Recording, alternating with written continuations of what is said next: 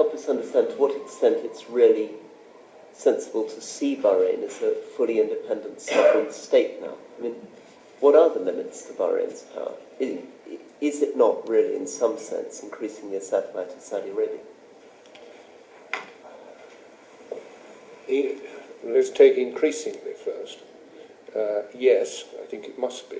I think the building of the causeway made it economically more dependent and socially more dependent upon Saudi Arabia. It also meant there was more social pressure on Bahrain to abandon the westernizing and rather shockingly liberal, in relation to women and drink and everything else, practices which went on there, and the agreeable lifestyle that was possible.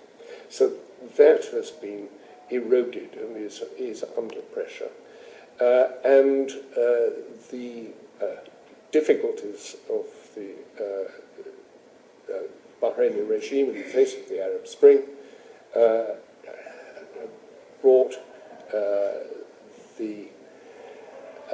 the dangers of upheaval much more closely to the Saudi notice, and I believe that the Saudis have made it quite clear that they don't intend to let radical change take place.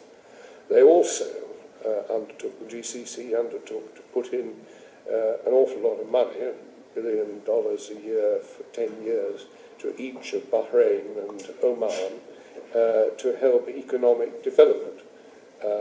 It hasn't come yet, but that would increase dependence again. And finally, the effect, one of my concerns about the disturbances in Bahrain over the last 2 years is that already it has had a pretty strong negative impact on Bahrain's key economic role, how it earns its money as a relatively agreeable place in which expatriates, Arab expatriates as well as Western expatriates, can live and operate through the Gulf in an uncontentious way. And that has been eroded because you don't like burning tires or the sense of security force oppression. So Bahrain has become weaker, less able to provide jobs for its working class because, as we heard earlier, it is the one Gulf state which has a working class made up of its own nationals.